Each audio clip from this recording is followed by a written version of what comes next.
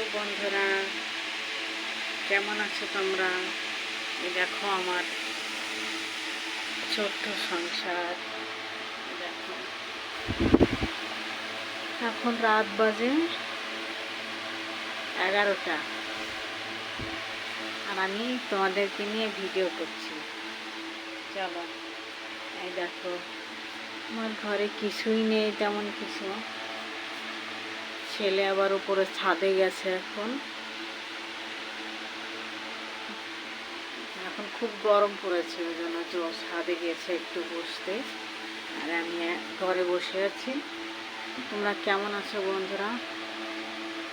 তোমাদের কাছে একটা অনুরোধ করি, আমাকে একটু সাপোর্ট করো, তাহলে আমি এগিয়ে